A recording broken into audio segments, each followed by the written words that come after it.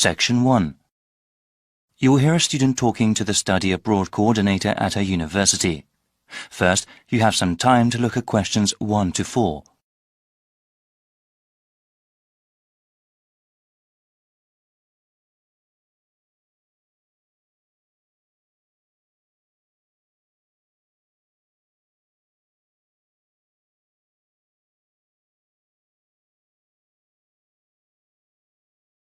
Now we shall begin.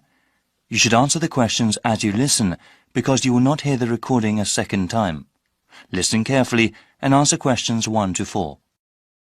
Hi, Leela. Please sit down. So you were interested in studying abroad next year, right? Yes, that's right. I've always wanted to live and study in South America. Okay, well, I have to go over a few things with you first, Leela. Once I get some information, I can tell you about studying abroad. What is your last name? Kim. That's K-I-M-H. Okay, now, when are you interested in studying abroad? I want to study my entire third year of university abroad. Wow, that's a long while, but well worth it. Have you ever lived or studied abroad before? Yes, I took a summer language program in Buenos Aires, Argentina. Will you be applying for financial aid for your year abroad? I think I will be. Living costs are lower in South America, but plane tickets can be very expensive. What kind of degree do you want? I plan to obtain a Bachelor of Arts in Spanish and Latin American history. I'm especially interested in how countries there became democracies. That sounds very interesting. Do you have any idea what countries you want to study in? I think I'll do 1 semester in Bolivia and then another semester in Peru. That's all the basic information I need. Just ask if you need anything else. Before you hear the rest of the dialogue, you have some time to look at questions 5 to 10.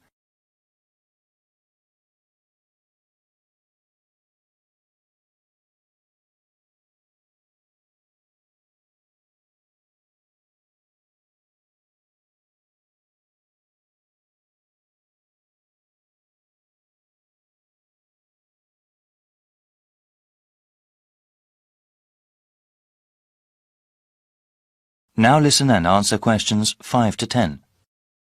Now, Leela, there are some things I have to explain to you about going abroad for a year. You know that it can be difficult at times. Yes, actually, I had a friend who went to China for just a semester. She said the language barrier was quite a problem. Actually, not only is there a language barrier, there are also cultural differences that can make living or studying in another country very difficult. You mentioned going abroad before, but over the course of a year, some people can experience severe loneliness. I think I'm prepared to deal with that. Also, you have to be organized when it comes to applying for your study abroad program. Our university here may not accept every course you take abroad. You have to make sure with your academic advisor about which ones are appropriate and will count towards your degree. Understood. Thanks for the advice. Actually, I did want to go over the application procedure briefly with you. I read it on the website, but...